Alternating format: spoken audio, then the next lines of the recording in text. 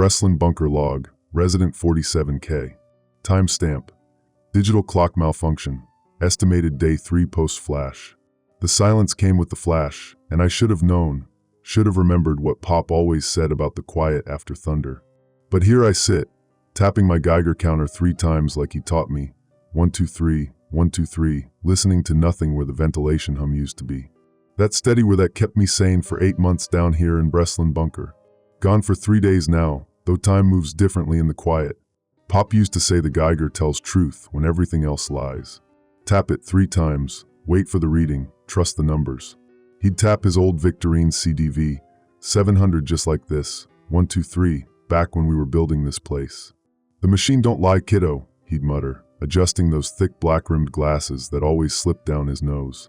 But people lie all the time, especially when they're scared. The counter reads 0.2 Roentgens per hour. Normal background, according to the manual. Same as it was before the flash, when everything worked like Pop designed it to. But something's wrong with the quiet, not just the absence of sound, but the presence of something else. Something that makes the air taste like pennies and fear. I'm checking Protocol 17 again, emergency ventilation assessment, because that's what you do when the machines stop singing their familiar songs. The manual's pages are soft from handling, corners worn from my sweaty fingers during those first panicked weeks down here. Page 47, subsection C. In event of power disruption, manually verify air circulation systems every 30 minutes.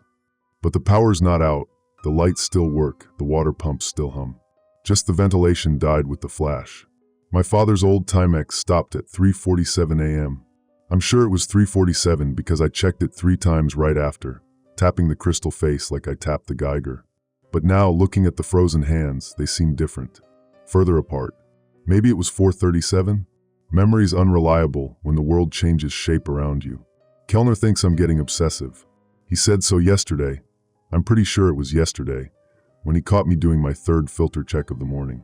You're doing that tapping thing again, he said, not looking up from his inventory sheets. Kellner's got these small hands, pianist fingers that never learned honest work like Pop's thick carpenter mitts. The readings are normal. The bunker's sealed. We're safe. But Kellner wasn't here during construction. Didn't watch Pop cursing over blueprints, double-checking every weld, every seal, every backup system. Didn't hear him mutter about the importance of routine, of checking, of never trusting anything that seems too good to be true. When the flash comes, kiddo, the quiet will try to fool you. Make you think the danger's past. But that's when it's just getting started. I tapped the counter again. 1, 2, 3. Still reading 0.2 Roentgens per hour. The air tastes different since the flash. More metallic, like when you bite aluminum foil by accident. I mentioned it during yesterday's family meeting. That's what Voss calls our mandatory assemblies, though they feel more like interrogations. 37 residents in Breslin bunker, down from 41 since Kowalski started asking the wrong questions last month. Voss stood at his usual position by the main console, gray hair slicked back with that pomade he hoards from before the war, and gave me that patient smile he uses for what he calls adjustment disorders. The atmospheric systems are functioning within acceptable parameters, Voss announced, consulting his ever-present clipboard. Post-event electromagnetic effects can temporarily alter sensory perception. What you're experiencing is completely normal. Then he launched into his usual speech about the 3 pillars of shelter psychology: structure, routine, and trust. But Pop never mentioned any 3 pillars. Pop talked about Protocol 17, about trusting instruments over instincts, about the difference between normal background radiation and the kind that kills you slow. When in doubt, check the manual. When the manual fails, check the machines. When the machines lie, trust the Geiger. It's too stupid to be dishonest. I should check the filters in Section C. Haven't done a physical inspection since. When was it? Time gets slippery down here. The bunker's laid out like a cross, 4 main corridors branching from the central hub where Voss holds court. Section C houses the primary air intake, a maze of ducts and filters that Pop designed to scrub radiation from outside air. He was proud of those filters. Military-grade HEPA, he'd say, running his thick fingers along the sealed housings. These beauties could clean Satan's sneeze. The walk to Section C takes 12 minutes if you don't stop to check everything. I always stop to check everything. The first checkpoint's at Junction C7, where the main corridor branches toward the primary air intake. There's a small radiation detector mounted here, Not the handheld kind like mine, but a fixed unit with a needle gauge that jumps if atmospheric contamination exceeds safe thresholds. The needle sits steady in the green zone, exactly where it should be. But there's something new. A strip of yellow electrical tape covering part of the display scale, blocking the numbers above 1.0 Roentgens per hour. That tape wasn't there before the flash. I'm certain of it because I check this gauge twice daily as part of my routine. But when did someone put it there? And why cover the high-end readings if everything's normal? I tap my Geiger. 123. Still 0.2 Roentgens per hour. Hey Kellner. I call down the corridor, but my voice sounds muffled, like the concrete walls have grown thicker since the flash. When did maintenance put tape on the C7 detector? No answer. The silent swallows sound differently now, not echoing like it used to, but absorbing everything into a flat, dead quiet that makes me think of graves. The primary air intake housing in Section C is a gray metal cabinet the size of an industrial refrigerator, usually humming with the quiet efficiency of Pop's engineering. But today it's silent. Not just quiet, completely dead. I press my ear against the cool metal housing, feeling for vibrations, listening for the whisper of moving air. Nothing. Protocol 17, subsection F. Silent intake systems indicate power failure, filter saturation, or automatic contamination lockdown. I flip through the manual's worn pages, looking for the next step. Page 53. Emergency manual override located in Section C maintenance closet. Hand crank backup system for primary circulation. The maintenance closet smells like machine oil and Pop's Lucky Strike cigarettes, familiar scents that make my chest tight with memory. The hand crank is mounted exactly where the schematic shows it should be, red plastic handle connected to a manual override for the circulation pumps. But when I try to turn it, the mechanism won't budge. Not frozen, disconnected. The drive chain hangs loose, unhooked from whatever it's supposed to move. Someone deliberately sabotaged the backup system. That's when I hear voices from the central hub, Voss's measured baritone, and someone speaking in sharp, worried tones. I creep back toward junction C7, keeping my footsteps soft against the concrete floor. Told the residents that all readings remain normal, Voss is saying. The post-flash silence is actually beneficial. No electromagnetic interference from outside, no radio chatter to create panic. We're completely isolated from whatever chaos might be occurring on the surface. But the air circulation, that's definitely Kowalski's voice. But Kowalski was supposed to be in medical isolation after his outburst about the radiation readings. The atmospheric systems are functioning according to emergency protocols, Voss replies smoothly. Automatic contamination lockdown engaged after the electromagnetic event. The bunker is protecting us. Automatic contamination lockdown? I thumb through Protocol 17 frantically, checking the index, scanning the emergency procedures.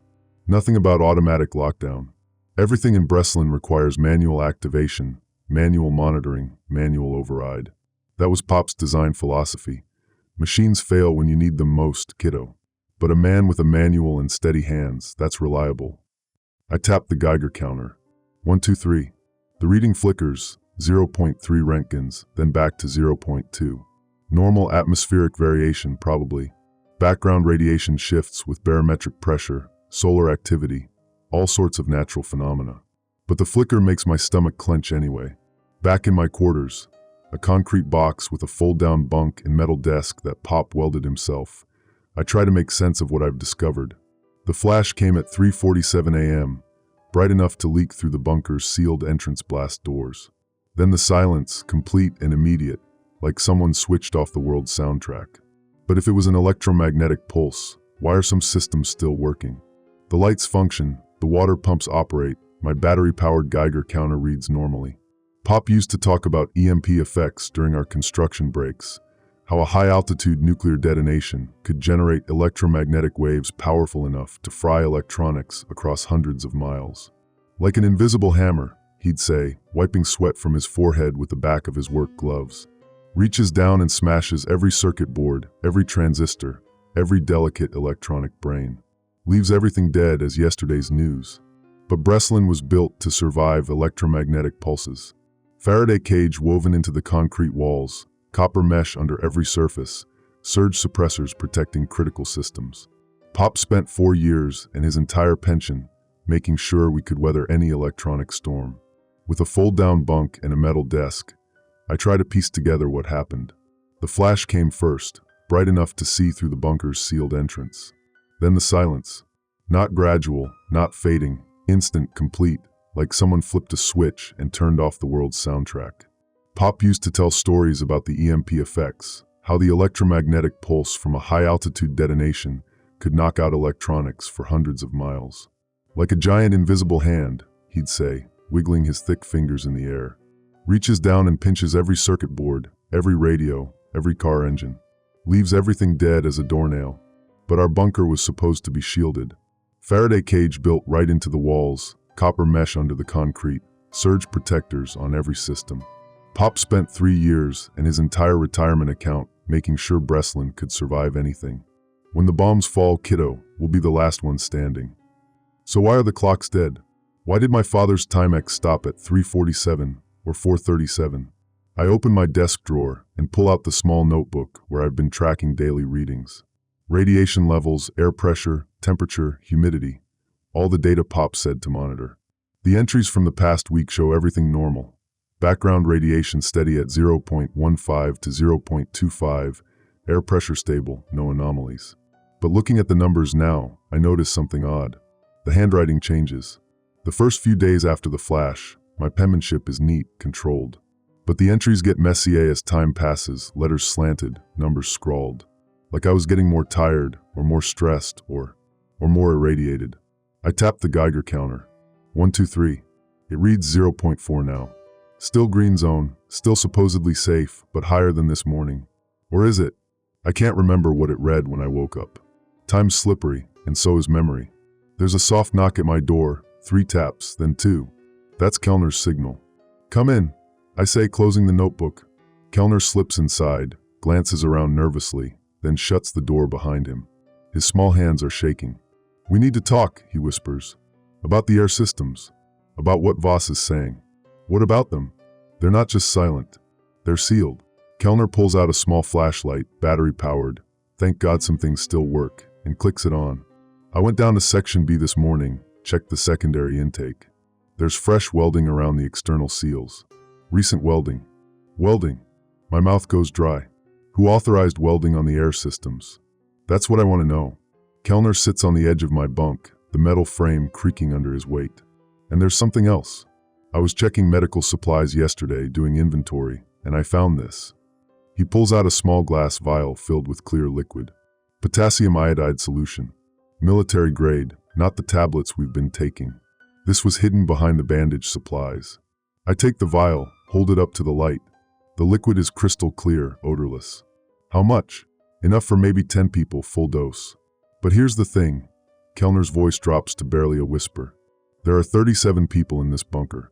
Why hide a 10-person supply? The question hangs between us like a toxic cloud. I set the vial on my desk, next to the Geiger counter, and watch both objects in the dim light. 10 doses. 37 people. The math is simple and horrible. Maybe it's just backup, I say, but the words sound weak even to me. Maybe. Kellner doesn't sound convinced. Or maybe Voss knows something we don't. I tap the Geiger counter. 1, 2, 3. The reading is 0.5 now. Still green, but climbing. Or maybe I'm imagining it. Maybe the stress is getting to me, making me see patterns that aren't there. Pop always warned about that. Fear makes liars of machines and men, kiddo. Trust the routine, not the worry. But Pop's gone, and I'm alone in a silent bunker with air systems that shouldn't be sealed and radiation readings that keep climbing, and a leader who talks about 3 pillars instead of Protocol 17. Kellner, I say, what do you remember about the flash? He thinks for a moment, tapping his fingers against his leg. Bright light through the entrance seals. Then everything went quiet. Why? What time was it? Time? He frowns. I don't know. My watch died with everything else. Maybe early morning. Hard to tell down here. My father's watch stopped at 3:47. Or 4:37. I can't remember which. Does it matter? It shouldn't matter. But Pop always said details matter, especially the ones that don't seem important. He used to say the quiet after thunder tells you how close the lightning struck. Count the seconds, divide by 5, get the distance in miles. But this wasn't thunder. No, I agree. This was something else. After Kellner leaves, I sit alone with the Geiger counter and the hidden vial of potassium iodide. The silence presses against my ears like water, thick and wrong. Outside this bunker, above us in what Pop called the bright world, something has changed. The flash, the silence, the sealed air systems, it all points to something bigger than a simple power outage. I open Protocol 17 again, looking for answers I've probably read a dozen times before. But this time, a loose page falls out, handwritten notes in Pop's careful block letters. I'd never seen this page before, or maybe I had and forgot. Memory's unreliable down here. The note is dated 3 years ago, during bunker construction. If the silence comes with the light, don't trust the readings. EMP can scramble electronics, make them lie. Check everything twice. Trust nothing that seems too good to be true. The quiet isn't safety, it's the world holding its breath. Below that, in different ink, a later edition. Voss doesn't understand the real protocols. He thinks leadership means control. But control means nothing if the air kills you. Watch the filters. Watch the readings. Watch Voss. My hands are shaking as I read the final line. The 3 pillars are bullshit, kiddo. There's only one rule. When in doubt, check the Geiger. I tap the counter. 1, 2, 3. The needle jumps to 0.7, then settles back to 0.6. Definitely climbing. But still green zone, still supposedly safe. Still supposedly. The word echoes in my mind like a prayer I've forgotten how to finish. Breslin Bunker Log, Resident 47K. Timestamp. Digital clock malfunction, estimated day 4 post-flash. The Geiger counter reads 0.8 Roentgens per hour when I wake up. Still green zone. Pop's manual says anything under 2.0 is acceptable for extended exposure. But it's been climbing steadily. Yesterday it was 0.6. Day before that, 0.4. Basic math says we're heading somewhere I don't want to go. I tap it 3 times anyway. 1, 2, 3. Force of habit, like crossing yourself in church even when you've stopped believing in God. The silence is different this morning. Thicker, more present, like it's got weight pressing down on my eardrums. I've been down here long enough to know every sound this bunker makes. The whisper of air through ducts, the distant hum of circulation pumps, the soft tick of pressure regulators doing their job. But for 4 days now, nothing. Just the quiet that came with the flash, and it's starting to feel less like absence and more like presence. Something's in that silence, waiting. My father's Timex still shows 3:47, or 4:37. The hands seem to move when I'm not looking directly at them, like peripheral vision playing tricks. But I'm pretty sure it was 3:47 when everything stopped. Had to be 3:47 because that's what I wrote in my log right after. Though looking at the entry now, my handwriting looks different. Shakier, like I was writing with someone else's hands. Protocol 17 says to check the air circulation systems every 30 minutes during emergency conditions. I've been doing it every 20 minutes since I found Pop's hidden note. Not because the protocol changed, but because 20 minutes feels safer somehow. More controlled. Like I'm staying ahead of whatever's hunting us through the ducts. The walk to Section C takes 15 minutes now instead of 12. Not because I'm walking slower, but because I'm checking everything twice. Every junction box, every pressure gauge, every radiation detector mounted along the corridors. Most of them read normal, but normal has started to feel like a word that's lost its meaning down here. At junction C7, the fixed radiation detector still shows a steady needle in the green zone.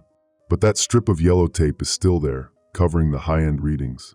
Yesterday I tried to peel it off, see what numbers it was hiding, but the adhesive had been heated somehow. Melted to the gauge face like it was welded there. Who has access to industrial adhesives in a sealed bunker? And why hide the upper radiation scale unless you expect readings to climb that high? I tap my Geiger counter. 1, 2, 3. It flickers between 0.8 and 0.9 now, the needle dancing like it can't decide which lie to tell me. The primary air intake housing in Section C is still dead silent. But when I press my ear against the metal casing today, I feel something new, vibration. Not the steady thrum of working machinery, but irregular pulses, like a heartbeat with an arrhythmia. Something's moving inside the sealed system, but it's not moving right. I pull out Pop's emergency maintenance key. He gave it to me during construction, said every resident should have backup access to critical systems. The housing unlocks with a soft click, revealing a maze of ducts, filters, and monitoring equipment that should be humming with activity. Instead, everything's been manually shut down. The main circulation fan is stopped, its massive blades locked in position by a steel bar jammed through the housing. The primary HEPA filters have been bypassed entirely, their intake ports sealed with metal plates that weren't there before. And the secondary filtration system, POP's Satan Sneeze Cleaners, shows clear signs of tampering. Fresh tool marks on the housings, electrical connections deliberately severed. This isn't system failure. This is sabotage. But the thing that makes my stomach drop through the concrete floor is what I find in the bypass ductwork. A jury-rigged ventilation system, crude welding connecting exterior air intake directly to the bunker's circulation system. No filters, no scrubbers, no radiation detection. Just a straight pipe from the surface to our lungs. Someone's been feeding us unfiltered outside air since the flash. For 4 days, we've been breathing whatever's floating around up there in the bright world, trusting our instruments to warn us if death comes calling. I tap the Geiger counter with shaking hands. 1, 2, 3. The reading jumps to 1.2, then settles at 1.1. We've crossed into yellow zone, elevated exposure, limit duration. The manual says yellow zone is manageable for short periods, but we've been living in it for days without knowing. And if the readings keep climbing at this rate, find something interesting? I spin around, nearly dropping the Geiger counter. Voss stands at the entrance to the maintenance area, his usually perfect hair slightly mussed, that patient smile replaced by something harder. Behind him, 2 other residents I don't recognize, new faces, or maybe faces I've forgotten. Memory's been unreliable since the flash. The air systems, I stammer, holding up the Geiger counter like it might protect me. They've been tampered with. Someone bypassed all the filtration, connected raw outside air directly to. Emergency protocols, Voss interrupts smoothly. Post-EMP atmospheric management requires temporary system modifications to prevent total circulation failure. He steps closer, and I notice he's wearing something I've never seen before, a small dosimeter clipped to his shirt pocket, the kind that changes color with radiation exposure. It's still clear, indicating minimal exposure. But my Geiger counter says we're all getting dosed. How is his dosimeter still clear? The readings are climbing, I say, showing him the display. We're at 1.1 roentgens per hour. That's yellow zone. Voss glances at the Geiger counter, then back at my face with that infuriating calm he's perfected. Instrument malfunction is common after electromagnetic events. Your father's old equipment wasn't designed to handle the kind of interference we're experiencing. Pop's equipment works fine. It's military surplus, EMP hardened. Your father was a good man, Voss says, stepping closer. The 2 residents behind him move to flank the maintenance area exit, though they're trying to look casual about it. But he wasn't a radiation specialist. I am. That's news to me. In 8 months of bunker life, I've never heard Voss claim any scientific credentials. He always presented himself as a community organizer, someone who understood group psychology and resource management. When did he become a radiation specialist? What's your background? I ask, backing toward the open-air intake housing. 20 years with the Department of Energy, he replies without hesitation. Reactor safety, contamination assessment, post-incident management. I've seen readings like yours before, false positives caused by electromagnetic interference. Then explain the bypassed filters. Explain the jury-rigged ventilation. Emergency measures. His voice stays level, but something shifts behind his eyes. When the primary systems failed after the pulse, we had minutes to restore air circulation before carbon dioxide buildup became lethal. I authorized temporary modifications to maintain atmospheric viability. It sounds reasonable. It even sounds true. But Pop's hidden note keeps echoing in my mind. Don't trust the readings. Trust nothing that seems too good to be true. Where's Kowalski? I ask suddenly. You said he was in medical isolation, but I heard him talking to you yesterday. The pause is tiny, maybe half a second, but it's there. Mr. Kowalski is receiving treatment for radiation anxiety disorder. Temporary isolation helps prevent panic contagion among the other residents. I want to see him. That's not advisable. His condition. I want to see him now. Voss sighs, the sound of a patient teacher dealing with a difficult student. Very well. But I warn you, his mental state has deteriorated significantly. The isolation protocols are for everyone's protection. We walk back through the bunker corridors, my Geiger counter clicking softly as the radiation reading fluctuates between 1.0 and 1.3. The 2 residents follow at a distance, still trying to look casual, but I catch them whispering to each other when they think I'm not listening. Something about contamination protocols and potential exposure vectors. The medical isolation area is in Section D, past the central hub where Voss holds his daily family meetings. It's a single room with reinforced walls and an observation window, originally designed for quarantine scenarios. Through the thick glass, I can see Kowalski sitting on a narrow bunk, his back to the window. But when Voss unlocks the door and Kowalski turns around, I hardly recognize him. His face is gaunt, cheekbones sharp as razors. His hair, which was salt and pepper gray just a week ago, has gone completely white. But it's his eyes that make my breath catch. They're bloodshot, the pupils dilated, and there are dark circles underneath that look like bruises. Classic radiation sickness symptoms. I've seen the pictures in Pop's emergency medical manual. "Hey Kowalski," I say softly. "How are you feeling?" He looks at me for a long moment, like he's trying to remember who I am. Then his face brightens with recognition, and he grabs my arm with fingers that feel like cold sticks. "You have to get out," he whispers, glancing toward Voss. "The air, the readings, it's all wrong." I tried to tell them, tried to make them understand, but they said I was having delusions. His grip tightens. The filters aren't just bypassed, they're reversed. Reversed? Instead of cleaning outside air coming in, they're pumping contaminated air from the lower levels up through the entire system. We're not breathing surface air, we're breathing whatever's been collecting in the deep storage areas since the bunker was sealed. My blood goes cold. The deep storage areas in sections E and F were used for construction materials during building, then sealed off when the bunker became operational. Pop mentioned something about residual contamination from some of the concrete additives, low-level radioactive material that was legal at the time, but not exactly healthy. "How long?" I ask. "Since the second day after the flash. That's when they started the emergency protocols." Kowalski's eyes dart to Voss again.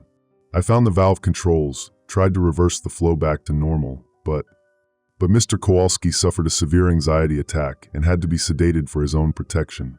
Voss interrupts, moving to stand beside us.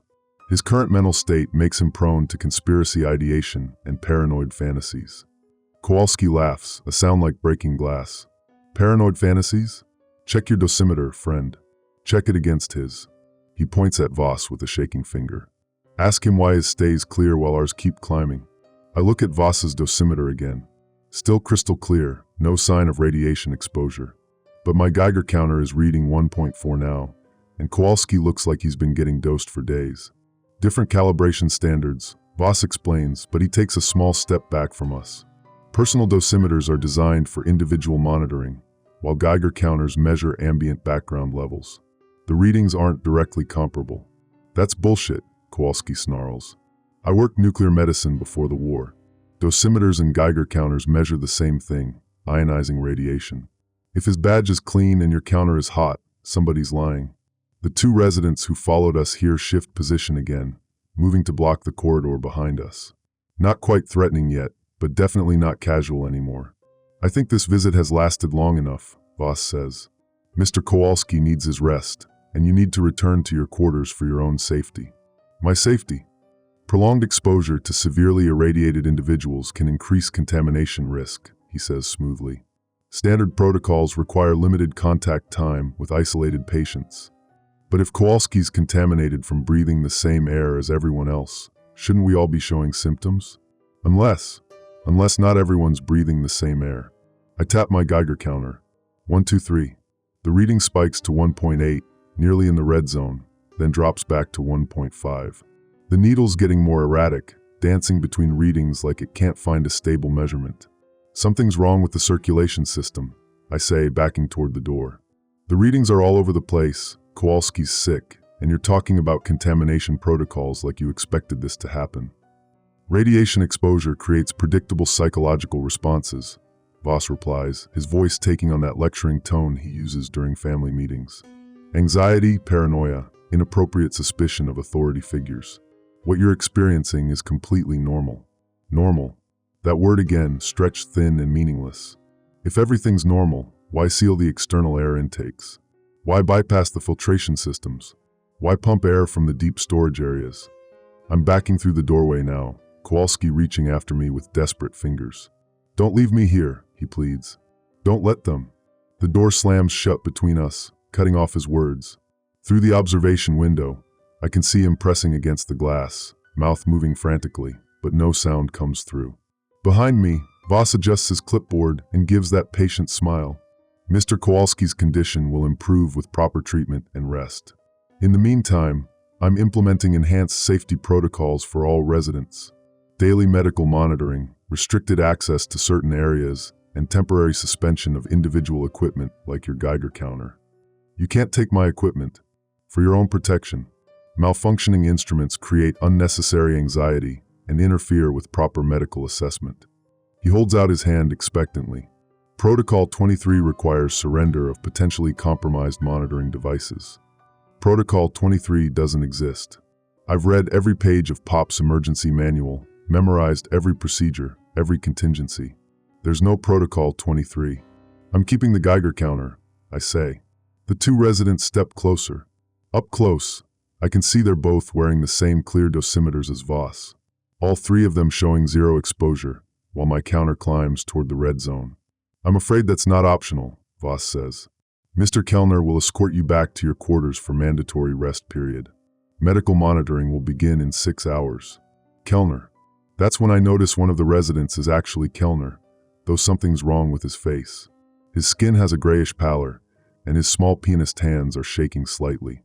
But he's wearing a dosimeter like the others, and it's showing minimal exposure despite his obvious symptoms. Kellner? I say. What happened to you? He looks at me blankly for a moment, like he's forgotten my name. Then recognition flickers in his eyes, and he grabs my arm with fingers that feel like ice. They gave us new medications, he whispers. Special treatments for radiation exposure. But I think they're making us sicker.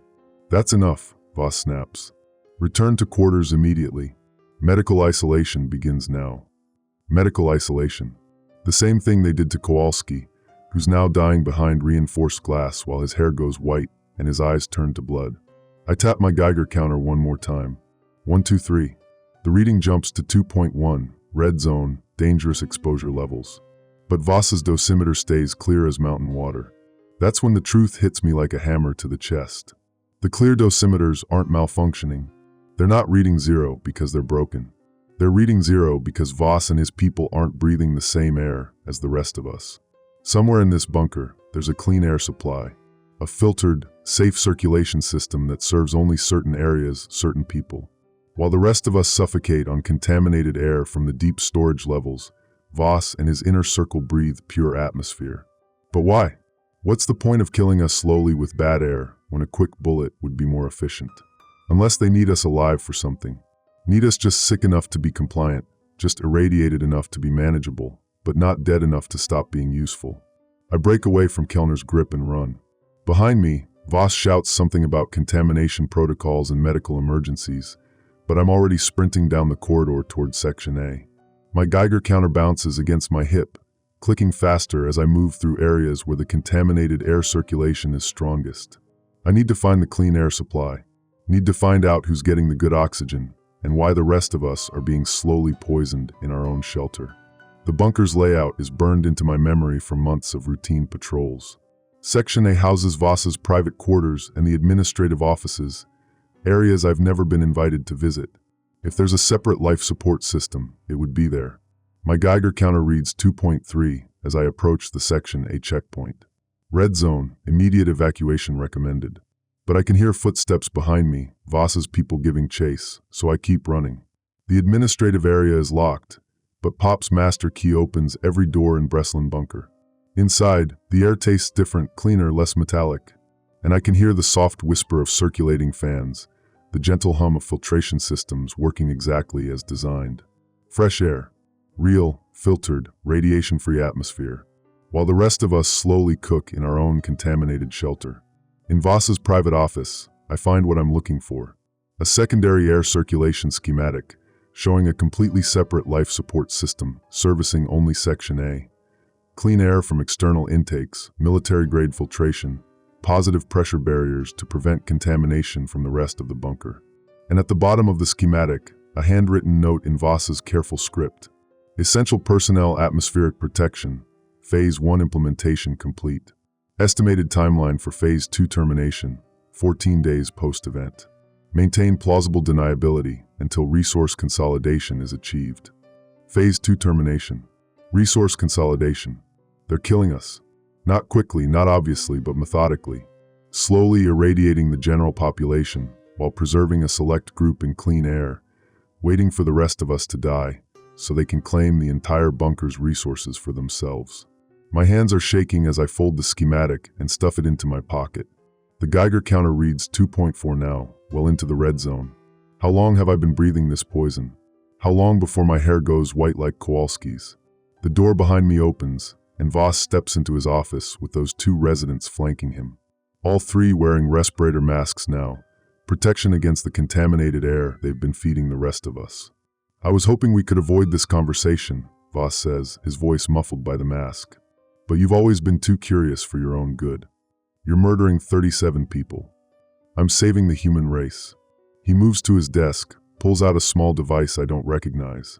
When the flash came, it wasn't just an EMP. It was the opening move of a nuclear exchange that's still happening up there. The surface world is dying, and this bunker represents the last viable human habitat within hundreds of miles. So you kill everyone to save yourself? I save the people who matter. The people with essential skills, necessary knowledge, genetic viability for long-term species survival. The device in his hand chirps softly, and I realize it's some kind of remote control. The others, people like you, like Mr. Kowalski, like most of the general population, are consuming resources that could sustain viable breeding stock for decades. The air circulation fans in the ceiling slow down, then stop entirely. Even here in the clean section, the atmosphere is being cut off. Of course, we can't simply execute anyone, Voss continues conversationally. That would create panic, resistance, possible sabotage of critical systems. Much better to let radiation do the work for us. Clean, medical, easily attributed to the external nuclear event. My Geiger counter is climbing past 2.5 now. The air tastes like copper and fear. How long? I ask. For you? Perhaps another day or two, given your exposure level. Mr. Kowalski will be gone by tomorrow morning. The others will follow over the next week. He pockets the remote control. We'll hold a memorial service. Honor their sacrifice for the greater good. Then life goes on with a more manageable population. Pop would have killed you for this. Your father was a good engineer, but a poor planner. He built this facility to sustain 40 people indefinitely, but never considered the social dynamics of long-term isolation. Leadership hierarchies, resource allocation, genetic bottlenecks. Voss shakes his head sadly. Emotional thinking. I'm correcting his mistakes. The two residents move to grab my arms, but I'm already running again. Not back to the corridor. That way leads to contaminated air and slow death. Instead, I sprint toward the emergency stairs that lead to the bunker's upper levels. The air gets cleaner as I climb, my Geiger counter reading dropping from 2.6 to 2.1 to 1.8. Still dangerous, but not immediately lethal. At the top of the stairs, there's an emergency hatch that Pop installed as a last resort escape route. It's been sealed since the bunker became operational, but the manual release should still work. Behind me, I can hear Voss shouting orders, his people clattering up the stairs in pursuit. But they're wearing respirators and moving slower, while I'm running on pure adrenaline and the knowledge that stopping means death. The manual release turns easily. Pop built everything to work when it mattered most. The hatch opens with a rush of outside air that makes my radiation detector spike briefly, then settle at 0.3 roentgens per hour. Background levels. Normal atmosphere. There was no nuclear exchange. No surface contamination. No reason to seal the bunker except to create a controlled environment for mass murder. The bright world above is exactly as it was before the flash. Trees, sky, breathable air, and a sun that's not trying to kill anyone. Voss has been lying about everything. I climb through the hatch onto the hillside above Breslin Bunker, gulping clean air and watching my Geiger counter readings drop to normal levels. In the distance, I can see the city skyline, unchanged and unburned. Cars moving on distant highways. The ordinary world continuing its ordinary existence while 36 people die slowly in a buried tomb. But now I know the truth. And I still have Pop's master key, the bunker schematics, and about 18 hours before the radiation poisoning becomes irreversible. Time enough to save the others, if I can figure out how to get back inside without breathing Voss's poison air. Time enough to finish what Pop started when he built this place to protect people instead of murdering them. I tap the Geiger counter one more time. 1, 2, 3. It reads 0.2 roentgens per hour. Normal background. Safe as houses. The quiet up here isn't wrong at all. It's just the world holding its breath, waiting to see what I'll do next. Breslin Bunker Log, Resident 47K. Timestamp. Surface observation, estimated 6 hours post-escape. The outside world doesn't end in 18 hours like I thought it would.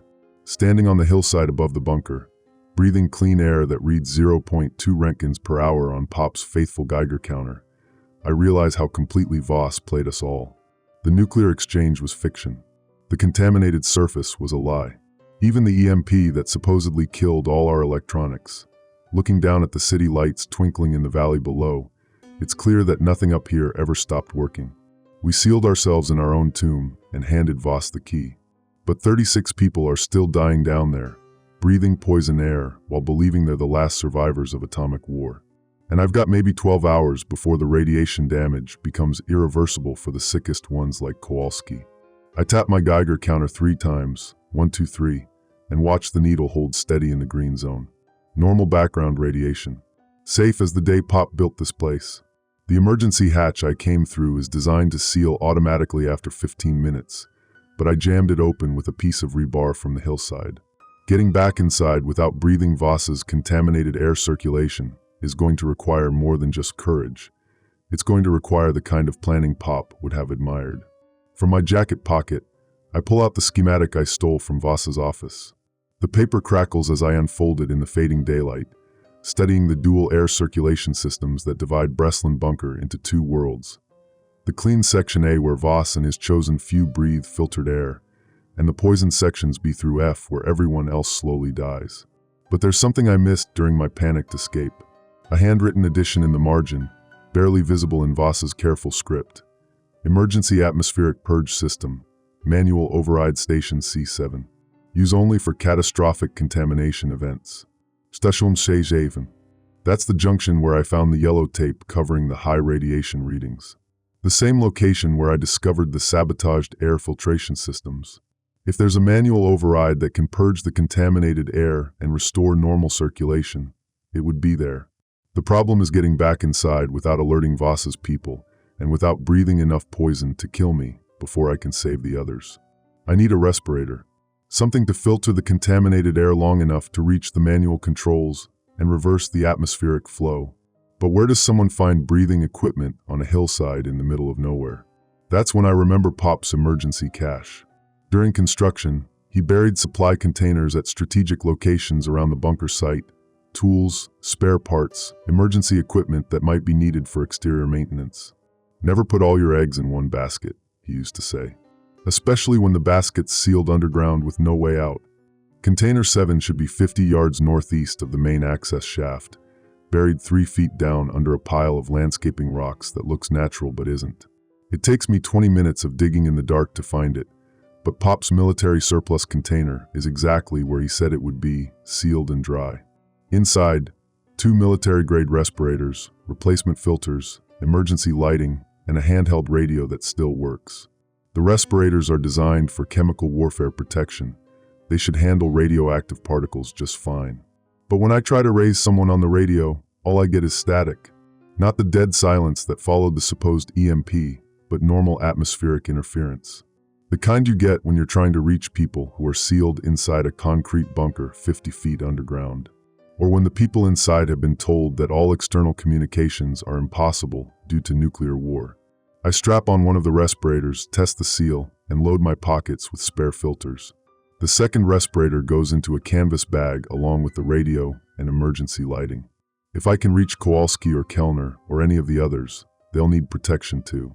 The climb back down through the emergency hatch feels like descending into hell. Even with the respirator, I can taste the metallic wrongness in the air as soon as I'm inside the bunker's atmosphere.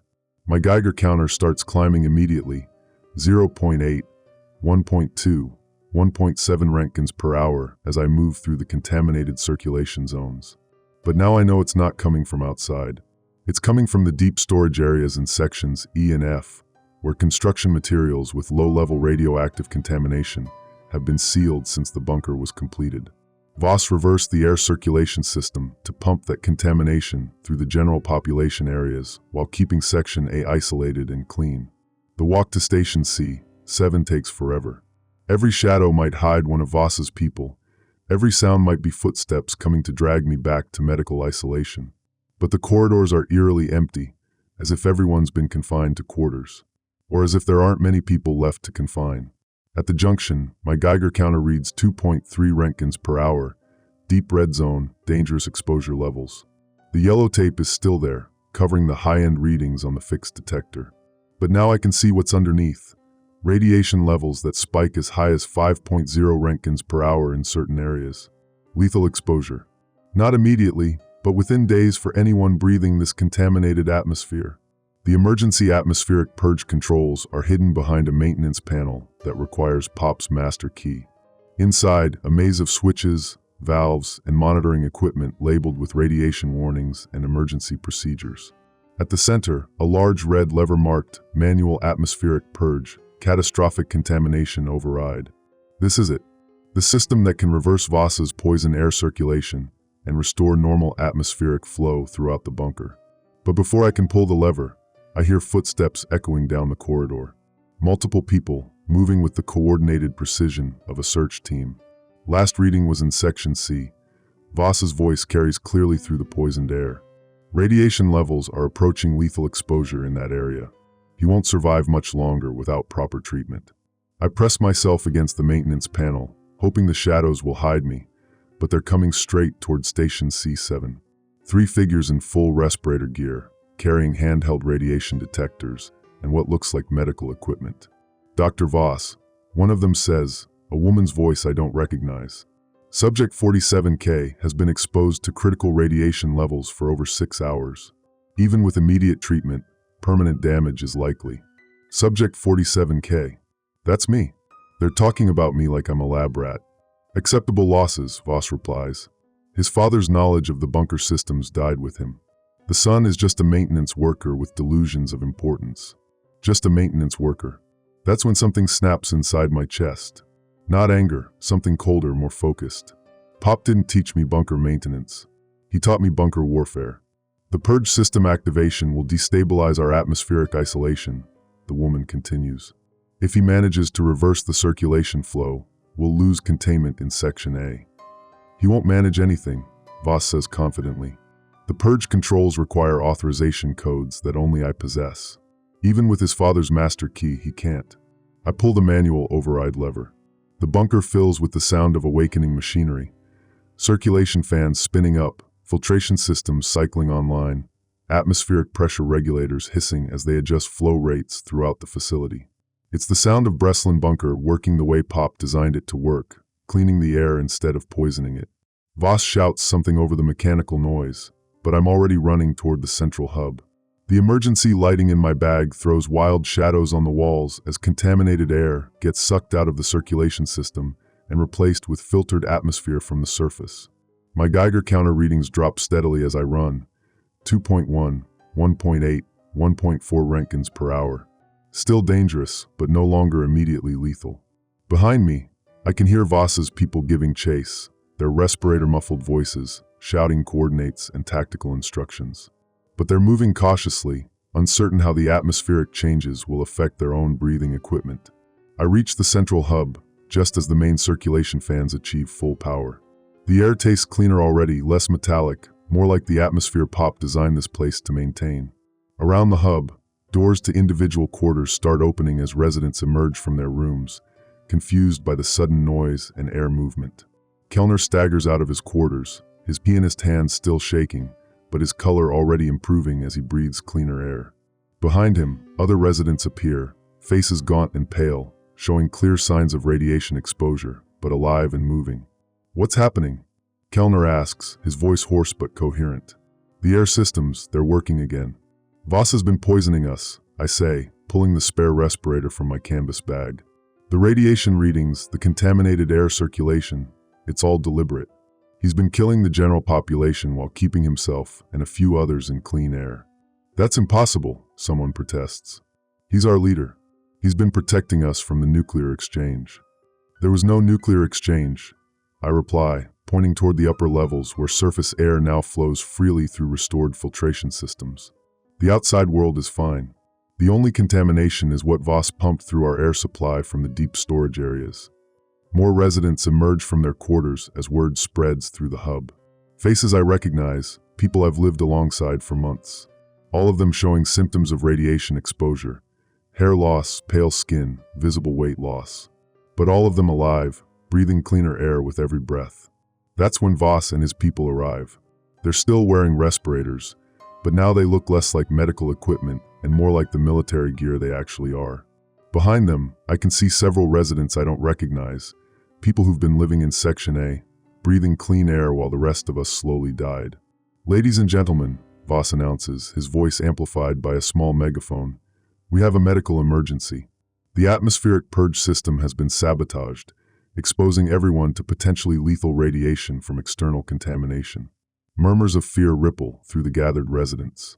Even after everything they've experienced, Voss's authority still carries weight.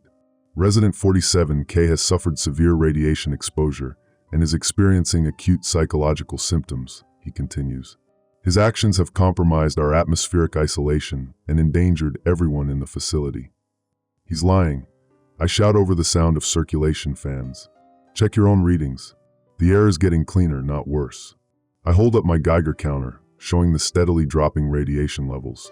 Several other residents have monitoring equipment, and they're all showing the same thing, decreasing contamination as the purged air circulation works exactly as designed.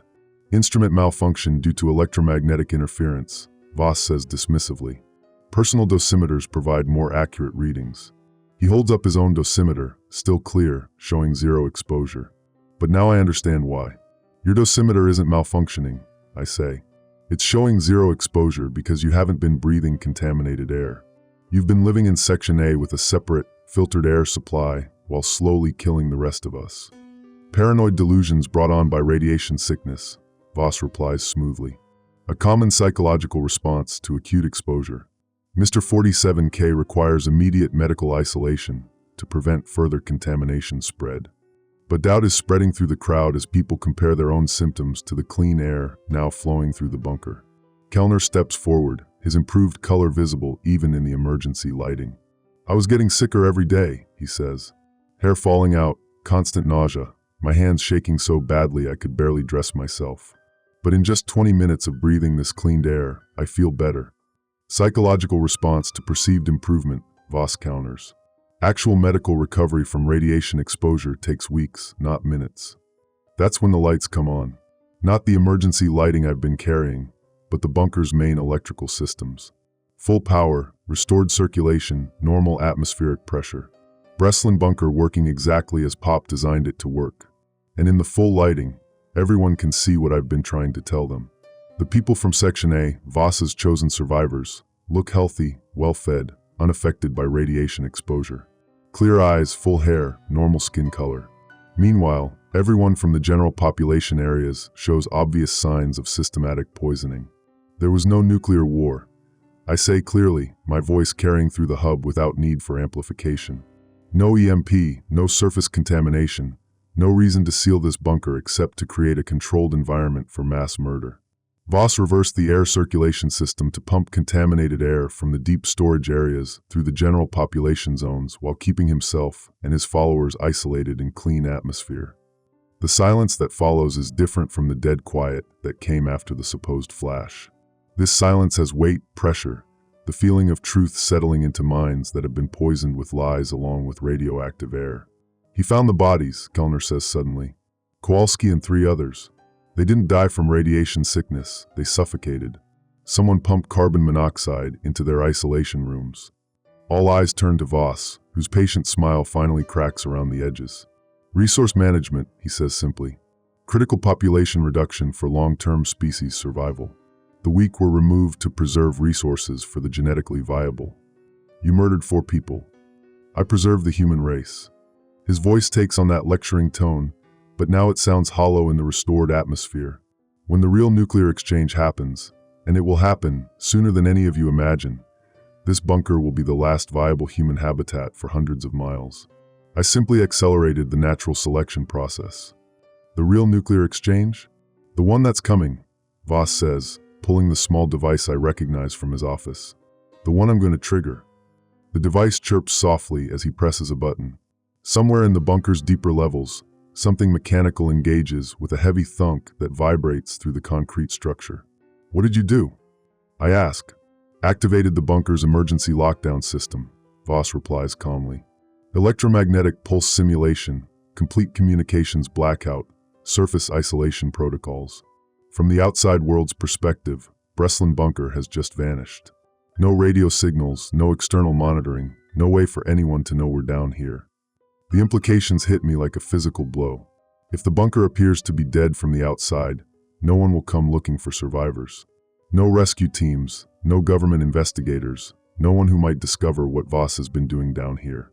We're completely isolated now, he continues. No external contact, no rescue possibility, no interference with the selection process. The genetically viable will survive, and the weak will be eliminated naturally through resource competition. We have enough supplies for everyone, Kellner protests. Pop designed this place to sustain 40 people indefinitely. 40 people living at subsistence level, Voss corrects. But 20 people living comfortably, with adequate nutrition, proper medical care, and genetic diversity for long-term breeding stock. The mathematics are simple.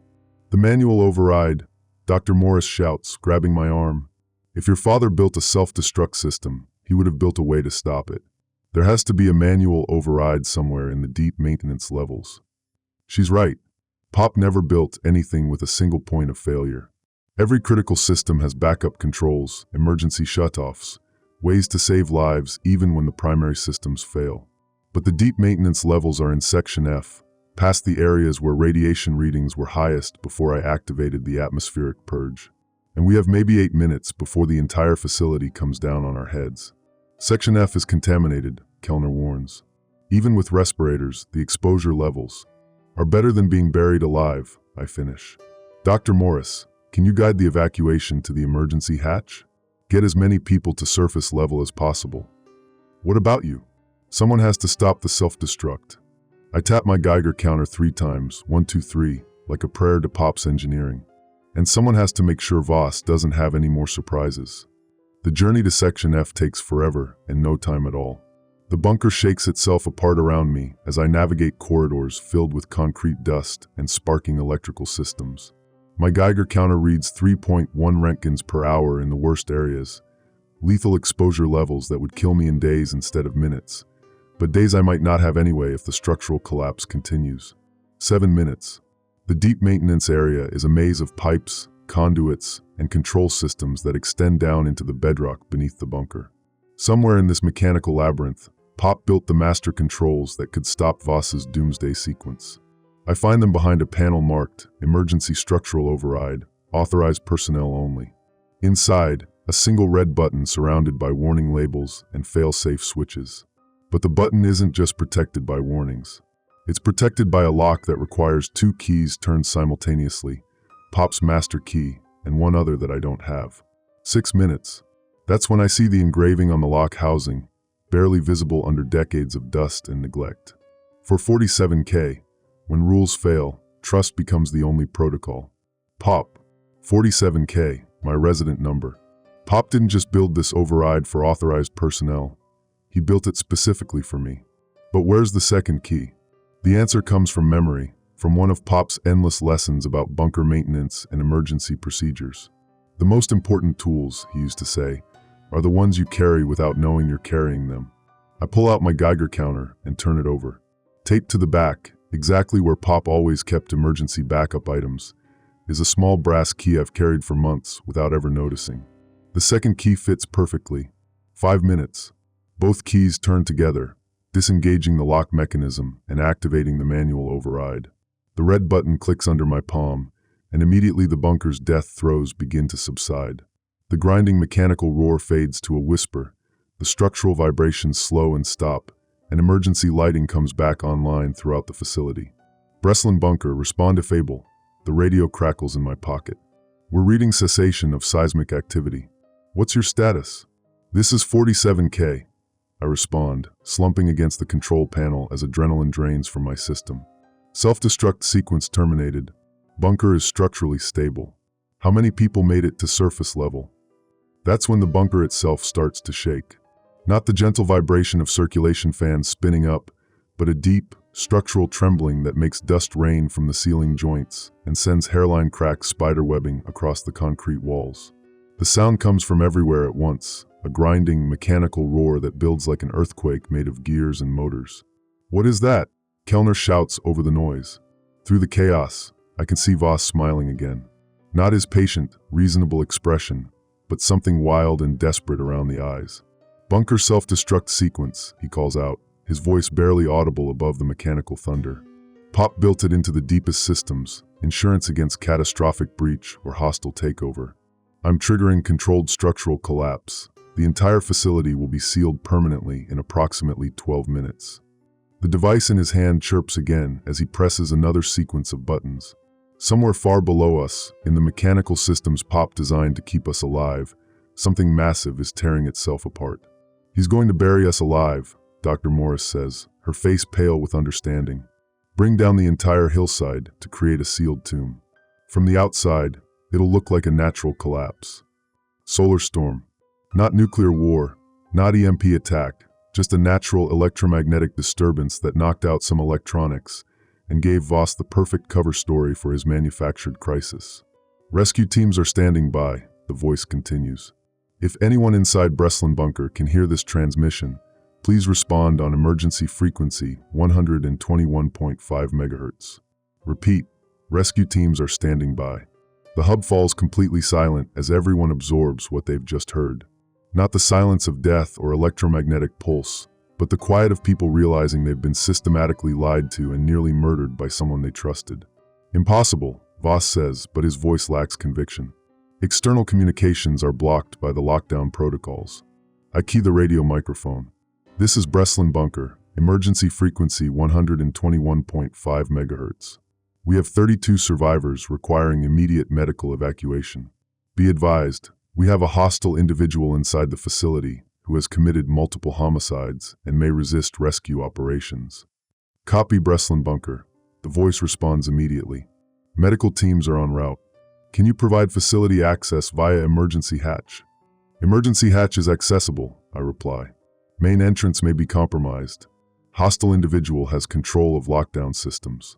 Voss lunges for the radio, but Kellner and 2 other residents grab him before he can reach it. Behind them, the people from Section A, his chosen survivors, look uncertain, as if they're realizing for the first time what they've been part of. "The lockdown can be reversed," one of them says, a woman I don't recognize. "The control systems are in Section A. I can show you." Dr. Helena Morris, she introduces herself. "I'm an actual radiation specialist, not a community organizer who claims scientific credentials. Voss recruited me 3 months ago, told me this was a legitimate survival research project." "It is legitimate," Voss insists, struggling against the residents holding him. "When the real exchange happens, when civilization collapses, you'll understand what I've accomplished here. I've created a sustainable human population, genetically diverse, properly organized." "You've created a mass grave with delusions of scientific method," Dr. Morris interrupts. "The contamination levels you exposed these people to were calculated to cause slow death, not manageable exposure. You weren't selecting for survival, you were committing genocide." 28 souls accounted for at surface level, comes the reply. "Medical teams are treating multiple cases of radiation exposure, but all vitals are stable." "What about you?" I look around the deep maintenance area, breathing air that tastes like metal and concrete dust, my Geiger counter reading levels that will probably take years off my life. But I'm alive, the bunker is stable, and 28 people are breathing clean air under open sky instead of dying slowly in Voss's manufactured hell. "I'm still here," I say into the radio. "Is Voss?" "Suspect in custody," Surface Command responds. "Federal agents are taking over the crime scene investigation. We need you to remain in the bunker until hazmat teams can conduct full decontamination and structural assessment. Stay in the bunker. The place that was supposed to be our salvation, but became our tomb. The place Pop built to protect people, that Voss turned into an instrument of murder." But as I make my way back through the corridors towards Section A, something's different about the atmosphere. Not just the cleaner air from the restored filtration systems, but something more fundamental. The silence that followed Voss's manufactured crisis is gone, replaced by the ordinary sounds of a facility working as designed. Fans humming, pressure regulators cycling, lights glowing steady and bright. It sounds like what Pop always intended, a place where people could survive anything the world threw at them. When I reach the central hub, I find Dr. Morris and 4 others who stayed behind to help coordinate with the surface teams. All of them wearing respirators, all of them monitoring radiation levels with equipment that actually works instead of feeding them lies. The contamination is clearing faster than expected, Dr. Morris reports. Your father's filtration system is remarkably efficient once it's allowed to function properly.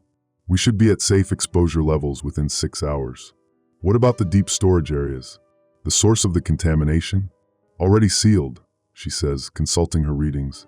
Voss breached the containment barriers to create his poison air circulation. We've restored the original isolation protocols. The radioactive construction materials are contained again. I tap my Geiger counter one final time, 1, 2, 3, and watch the needle settle at 0.9 roentgens per hour. Still elevated, but dropping steadily. Still dangerous for extended exposure, but no longer the death sentence Voss engineered.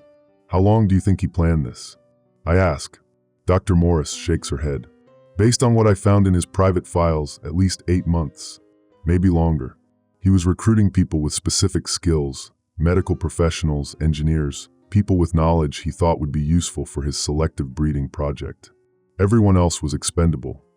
Including me? Especially you, she says quietly. Your father's knowledge of the bunker systems made you a threat to his control.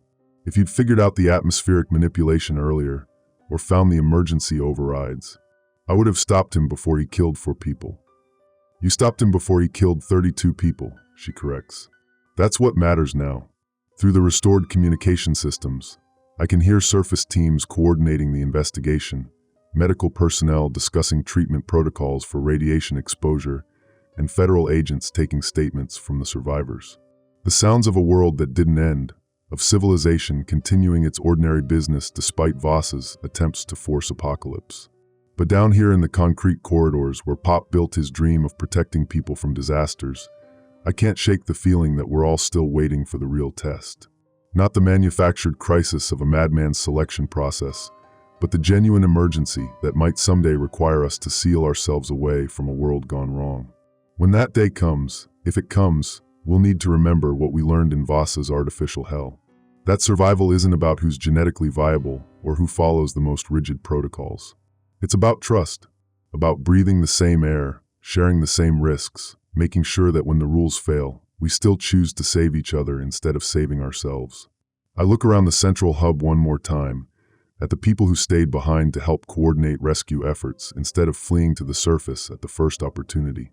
They're not the fittest or the strongest or the most genetically diverse. They're just people who understood that real survival means making sure everyone gets to keep breathing. Pop would have been proud of that. Metal stairs, voices calling coordinates, the mechanical sounds of rescue equipment being deployed. The outside world has arrived at Breslin Bunker, and Voss's isolation chamber is about to become a crime scene. 32 survivors, I report into the radio. 4 confirmed deaths, multiple cases of intentional radiation exposure, 1 hostile individual in custody. Copy that. Medical teams are entering through emergency access. Please maintain secure communications. I tap my Geiger counter one more time, 1, 2, 3, and watch the needle hold steady at 0.4 roentgens per hour. Still elevated from the contamination Voss pumped through our air supply, but dropping steadily as the filtration systems do their work. Normal background radiation. Safe as the day Pop built this place to protect people instead of killing them. In the distance, I can hear medical personnel calling down through the emergency hatch, their voices echoing through concrete corridors that are finally carrying clean air again. Kellner has found the lockdown controls in Section A and is working to restore normal communications and access systems. And Voss sits in the center of the hub, held by residents who trusted him right up until the moment they realized he'd been poisoning them for sport. His patient smile is completely gone now, replaced by the hollow expression of someone whose carefully constructed world has collapsed in the space of an hour. You don't understand, he keeps saying. When the real crisis comes, you'll need someone who can make the hard decisions. You'll need someone who understands survival. But nobody's listening to him anymore. We're too busy breathing clean air and waiting for the people upstairs to help us figure out how to live in a world where trust hasn't been weaponized and survival doesn't require mass murder. The sound of breaking faith, it turns out, is just silence filling up with truth. And truth, unlike Voss's version of survival, doesn't require anyone else to die. Breslin Bunker Log, Resident 47K. Timestamp. Surface observation. Estimated 18 hours post-confrontation.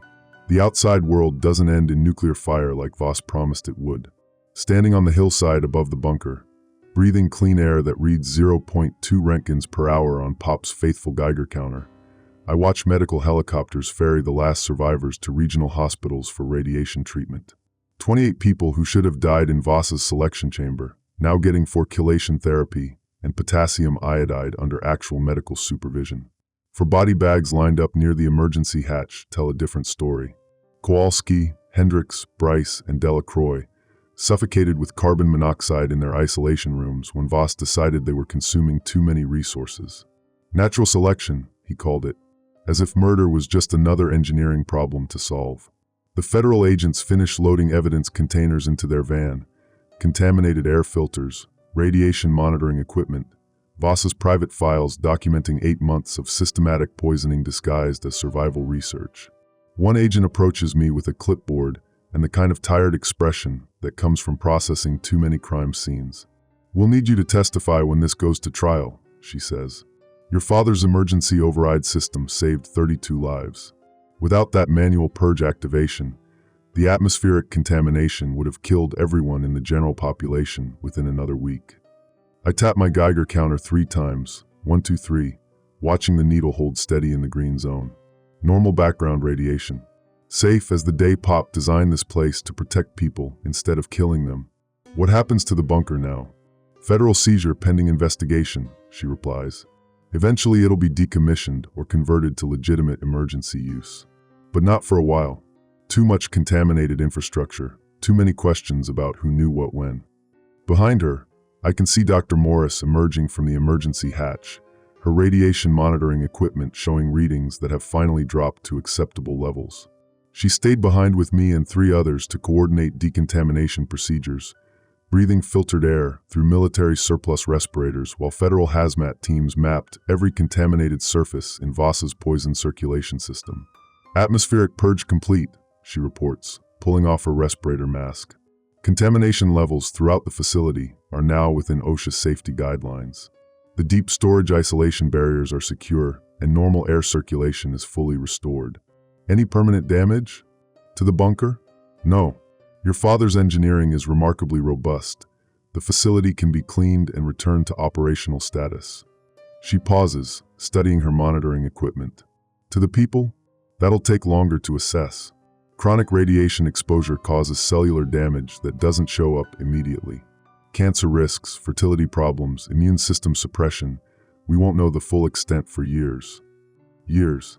I look down at the Geiger counter that's been clicking in my pocket for 6 months, measuring radiation levels that Voss calibrated to kill slowly enough that nobody would realize they were being murdered.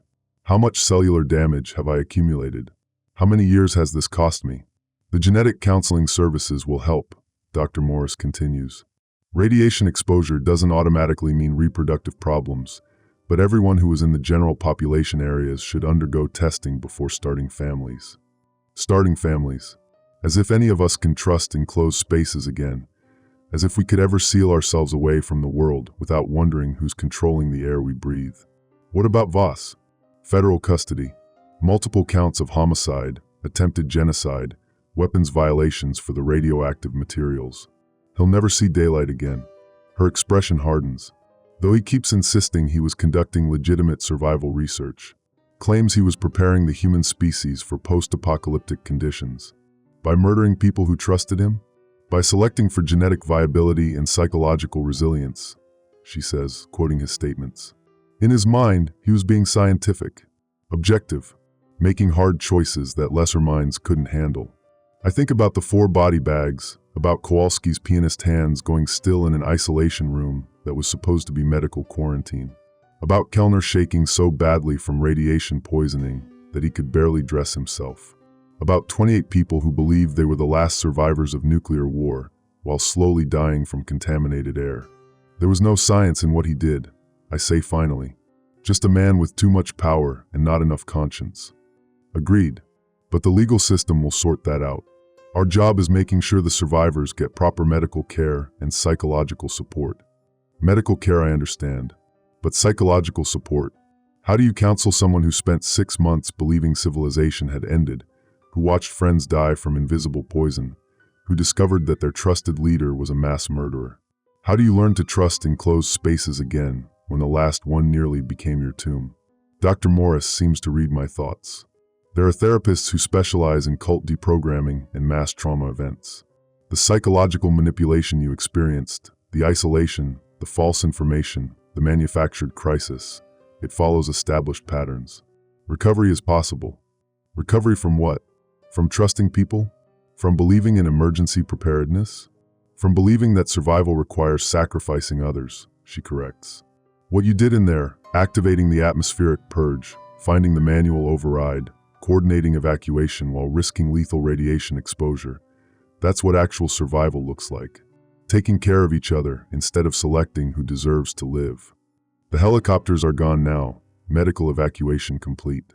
The hillside feels strangely quiet after 6 months of bunker atmosphere and the chaos of the last 18 hours. But it's not the dead silence that followed Voss's manufactured EMP event. It's the ordinary quiet of early morning in rural countryside, punctuated by bird songs and distant traffic on the highway below. Normal sounds. The sounds of a world that didn't end, of civilization continuing its business despite Voss's attempts to force apocalypse. What about the emergency preparedness community? I ask. When this story breaks, people are going to lose faith in bunkers, survival groups, the whole concept of disaster readiness. Dr. Morris considers this. Maybe. Or maybe they'll learn the difference between legitimate emergency planning and cult behavior. The difference between preparing for disasters and manufacturing them. Pop always said the most dangerous moment in any crisis is when someone tries to take control by making the situation worse. Your father sounds like he understood people as well as engineering systems.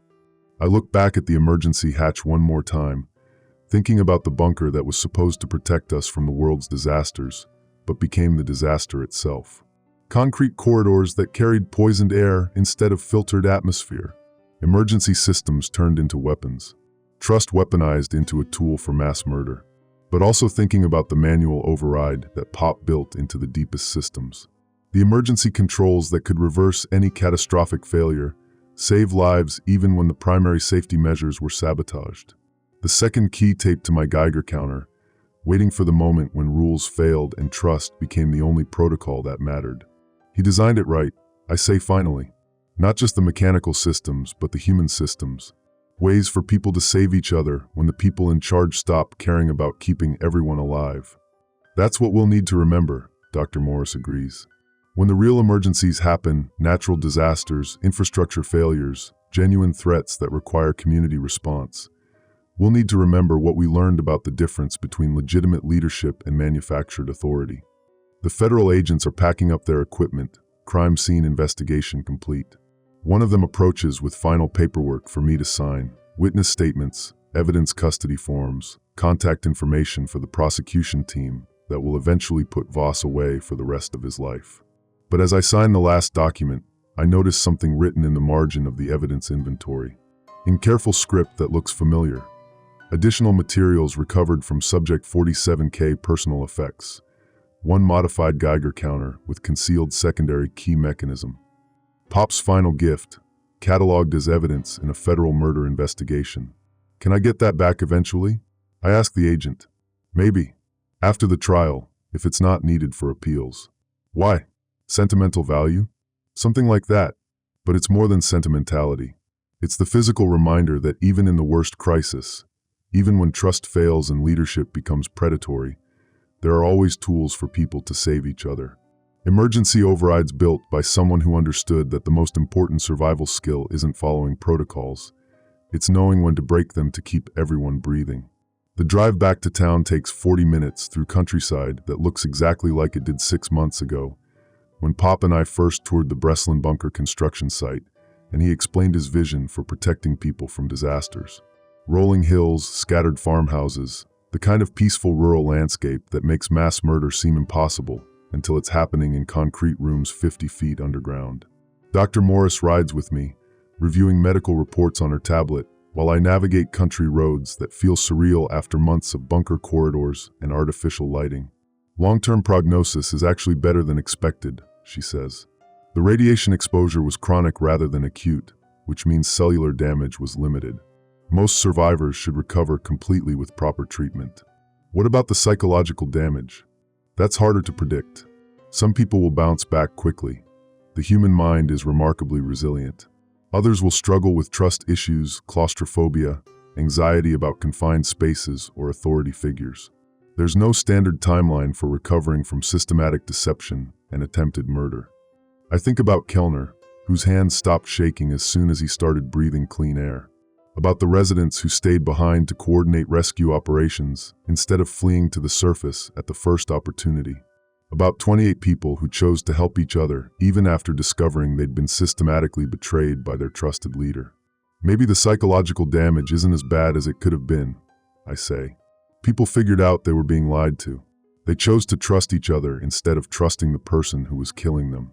That's the most hopeful thing about this whole situation, Dr. Morris agrees. When the manufactured crisis broke down, when Voss's authority was exposed as fraud, people defaulted to mutual aid rather than chaos. They helped each other instead of fighting over resources. Pop always said that was the real test of emergency preparedness, not whether you could survive alone, but whether you could help other people survive too. Smart man. The research supports that approach. Communities with strong mutual aid networks recover from disasters faster and more completely than communities that emphasize individual survival. We reach the edge of town as afternoon fades into evening. Normal suburban streets, ordinary houses with lights glowing in windows, the kind of everyday human landscape that Voss tried to convince us was destroyed by nuclear war. Children playing in yards, people walking dogs, teenagers riding bicycles. Life continuing with complete indifference to the manufactured apocalypse that nearly killed 32 people in a bunker 20 miles away. Where will you go now? Dr. Morris asks as I park outside the motel, where federal agents have set up temporary housing for survivors undergoing medical evaluation. Home, I guess. Pop's house is still there, still has my tools and workshop space. I need to figure out what to do with his emergency preparedness business, now that everyone's going to associate bunker construction with mass murder.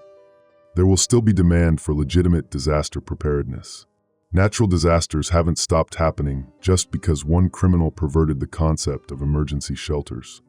Maybe, but it's going to take a while for people to trust the idea of sealed environments again. And honestly, I'm not sure I trust it myself anymore. Dr. Morris gathers her equipment and prepares to get out of the truck. The federal prosecution team will need ongoing technical consultation about the bunker systems and your father's emergency override designs. They're talking about paying standard expert witness rates for your time. Expert witness. 6 months ago, I was just a maintenance worker with a famous father in the emergency preparedness community. Now I'm apparently an expert in mass murder prevention and bunker survival systems.